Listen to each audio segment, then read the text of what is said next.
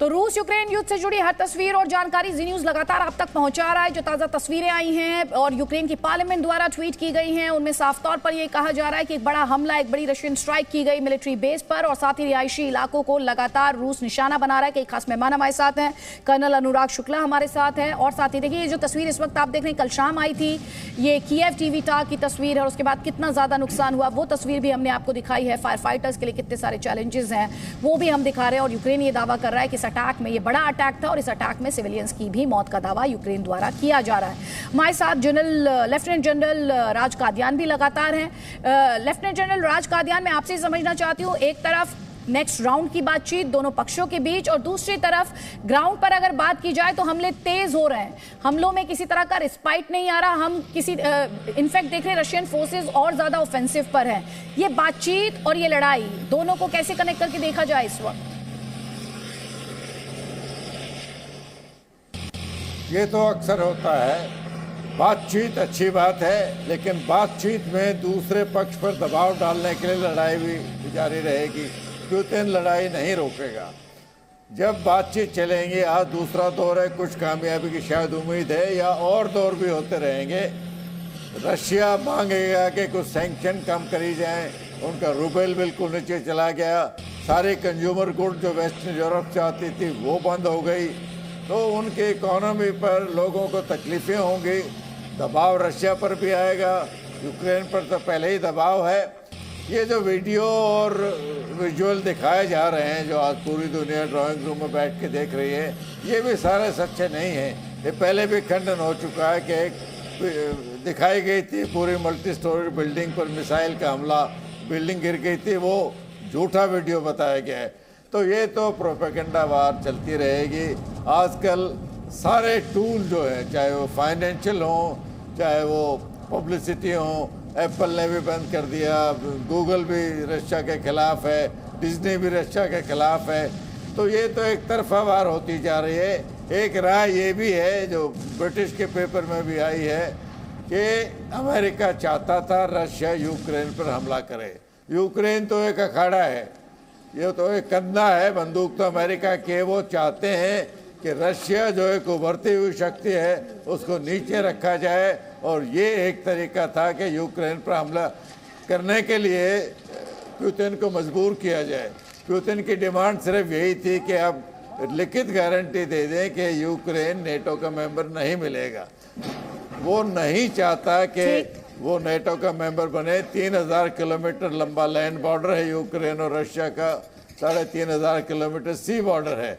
अगर वो नेटो का मेंबर बनेगा तो नेटो के मिसाइल वहाँ आएंगे और कोई देश नहीं चाहता कि एडवर्सरी के मिसाइल या न्यूक्लियर वेपन्स उसके एरिया ऑफ इंटरेस्ट में आए। 1962 में यही हुआ था जब क्यूबा में क्रुश्चेव ने अपने मिसाइल लोकेट करने की कोशिश की। अमेरिका ने बहुत सख्त एतराज़ किया था, न्यूक्लियर वार के खतरा हो गया था, क्योंकि हालांकि क्यूबा एक इंडिपेंडेंट कंट्री है, वो सॉवरेन कंट्री है, उसका लैंड बॉर्डर भी नहीं लगता अमेरिका से। लेकिन अमेरिका एरिया ऑफ इंटरेस्ट। लगातार तस्वीरें हम अपने दर्शकों को दिखा रहे हैं कि किस तरह भारतीयों को इवैक्यूएट करने का सिलसिला भी वहां पर जारी है। 4 केंद्रीय मंत्री पहुंचे हैं यूक्रेन के पड़ोसी देशों में और ये इंश्योर करने की कोशिश की जा रही है कि जल्द से जल्द भारतीयों को वहां से सुरक्षित निकाला जाए। अभी जनरल वीके सिंह का बयान हमने आपको बताया, उन्होंने कहा जब तक आखिरी भारतीय जो फंसा हुआ यूक्रेन में फंसे हुए हैं उन्हें नहीं निकाल लिया जाता है तब तक भारत का ये अभियान रुकेगा नहीं। C-17 ग्लोब मास्टर की भी मदद ली जा रही है और इस सब के बीच जो यूक्रेन से तस्वीरें आ रही हैं उनमें विनाश, विध्वंस और दूसरी तरफ आप लगातार देख रहे हैं रशियन टैंक्स। यूक्रेनियन फोर्सेस ये कह रहे हैं कि वो रशियन फोर्सेस को कई पॉइंट्स पर इंगेज करने में कामयाब हुए हैं, लेकिन अलग अलग दावे किए जा रहे हैं। खैरसों में रशियन फोर्सेस जो हैं बड़ी कामयाबी का दावा कर रहे हैं, वहीं खार्किव में कहा जा रहा है क्लोज फाइट चल रही है।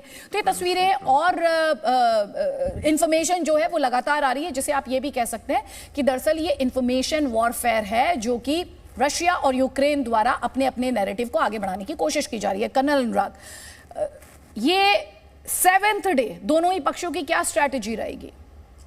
स्ट्रेटजी सिंपल है, रशिया लगातार आगे बढ़ता जा रहा है और यूक्रेन की कोशिश जारी रहेगी कि उनको रोकने की। लेकिन जिस तरह से वॉर देखी जा रही है ये ज़्यादा दिन कामयाब नहीं होने वाली। अनटिल अनलेस की कोई फॉरेन हेल्प मिले यूक्रेन को, वो अपने आप में स्टैंड इतनी बड़ी कंट्री के सामने नहीं कर पाएंगे। हर रोज़ हम देखते हैं कि एक नए शहर पे हमला होता है, एक नया फ्रंट खोला जाता है और उसकी तस्वीरें आनी शुरू हो जाती हैं। धीरे धीरे यूक्रेन दबाव की स्थिति में आता जा रहा है और उसके लिए ये बड़ा निर्णायक फैसला होगा कि वो बातचीत के जरिए इस जंग को रोकने की कोशिश करे। जनरल कादियान, आपसे भी समझना चाहूंगी, 7th डे आज दोनों पक्षों की स्ट्रैटेजी क्या होगी? देखिए, स्ट्रेटजी तो रशिया की बजाय वेस्ट की ज़्यादा चलेगी। अगर ये कीव कैप्चर भी हो जाता है, वो तो समय की बात है, रशिया बहुत ताकतवर है यूक्रेन के मामले में, तो वेस्ट चाहेगा कि ये वार ख़त्म हो जाए, लेकिन वारफेयर चलता रहे, फाइटिंग चलती रहे, रेजिस्टेंस फोर्स जो हैं वो रशिया के खिलाफ लड़ती रहे। उनको हथियार की कोई कमी नहीं है, वेस्ट ने बहुत दिए हैं और भी देगा, पैसे की कमी नहीं वो आने देंगे, सिवाय इसके कि अपने सिपाही नहीं भेजेंगे। लेकिन अगर हालत क्रिटिकल आ गई जहां वेस्ट को खतरा हुआ, तो वो शायद एयर स्पेस में दखल डाल सकते हैं। सोल्जर तो नहीं भेजेंगे, वो नहीं चाहते कि रशियन और अमेरिकन सोल्जर आपस में मुठभेड़ हो, फिर तो ये वर्ल्ड वॉर शुरू हो सकती है। लेकिन एयर स्पेस शायद उनकी पहली इंटरवेंशन हो सकती है कि रशिया की जो एयर पावर है उसको कम किया जाए, उसको न्यूट्रलाइज किया जाए। लेकिन ये रेजिस्टेंस फोर्स चलती रहेगी ताकि रशिया को नुकसान होता रहे, हालत वही हो जाए जो रशिया सोवियत यूनियन के अफगानिस्तान में हुई थी। 10 साल के बाद उनको, क्योंकि इकोनॉमी बहुत नीचे चली गई, वहाँ से निकलना पड़ा और फिर सोवियत यूनियन टूट गया। अमेरिका चाहता है कि रशिया उनके मुकाबले में खड़ा ना हो। सबसे फ़ायदा आज के दिन जो हो रहा है वो चाइना का हो रहा है। चाइना चुपचाप खड़ा है, दोनों तरफ की बात बोलता रहता है। खैर यूएन में तो उसने भी एब्सटेन किया था, लेकिन वो चाहता है कि अगर बाइडेन जो यूक्रेन को नहीं बचा पाए तो ताइवान तो और भी ज़्यादा दूर क्या बचाएगा। ठीक सर, हम तस्वीरें से लगातार दिखा रहे हैं रूस यूक्रेन युद्ध से जुड़ी हुई, और किस तरह से यूक्रेनियन फोर्सेस ये दावा कर रहे हैं कि उन्होंने रशियन फोर्सेस को कैजुअलिटी भी दिए हैं, भारी नुकसान भी किया है उनका। उन्हीं के ड्रोन अटैक से जुड़ी हुई एक तस्वीर हम दिखा रहे हैं जिसमें यूक्रेनियन फोर्सेस द्वारा ये दावा किया जा रहा है कि उन्होंने रशिया का जो मिलिट्री व्हीकल था उसे तहस नहस कर दिया है। लगातार सिविलियंस के रेजिस्टेंस की तस्वीरें भी हमने आपको दिखाई हैं, और जो बाइडेन का जो ये देखिए, ये खरसों स्टेशन और बंदरगाह पर रूस का कब्जा हो गया है। ये खरसों के मेयर कह रहे हैं। खरसों के मेयर क्या कह रहे हैं आपको हम ये बता रहे हैं कि खरसों के मेयर कह रहे हैं कि रशियन ट्रूप्स जो हैं उन्होंने रिवर पोर्ट और रेलवे स्टेशन पर कब्जा कर लिया है। ये बड़ी खबर इस वक्त की। जल्दी से कर्नल अनुराग, आपका कमेंट, क्योंकि कल हमने यह खरसों से ये तस्वीर दिखाई दी कि जो एग्जिट पॉइंट्स थे वहां पर चेक पॉइंट्स बना लिए रशियन फोर्सेस ने, बड़ी संख्या में उनकी मौजूदगी की बात कही गई थी।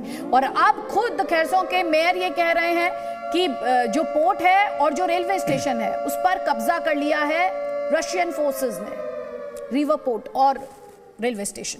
श्योर, ये एक तरह से एक्नॉलेजमेंट है यूक्रेन फोर्सेस की तरफ से, जहां से कि वो कंसीड कर रहे हैं और रशियन फोर्सेस आगे बढ़ती हुई नजर आ रही हैं। रशियन फोर्सेस का टारगेट हमेशा स्ट्रेटेजिक टारगेट रहा है, जिसके अंदर कि उनके महत्वपूर्ण इलाकों को कब्जा कर लेना, जैसे कि पोर्ट, एयरपोर्ट और सरकारी सदनों का। तो उसी चीज़ को आगे बढ़ाते हुए उन्होंने अगर किसी शहर पे कब्जा करना है तो इसी छोटी छोटी संस्थाओं को उन्होंने कब्जा करना है, और उसके बाद वो पूरा शहर उनके आ जाएगा उनके अंडर में। जनरल कादियान, आप इस पीस ऑफ इंफॉर्मेशन को एज ए डिफेंस एक्सपर्ट कैसे देखते हैं? खुद खरसों में जो अथॉरिटीज हैं वो ये कह रही हैं कि रेलवे स्टेशन पर कब्जा कर लिया रशियन फोर्सेस ने, जो रिवर पोर्ट है उस पर कब्जा कर लिया रशियन फोर्सेस ने। कल ये खबरें आई कि जो एग्जिट पॉइंट्स हैं वहां पर चेक पॉइंट्स बना लिए।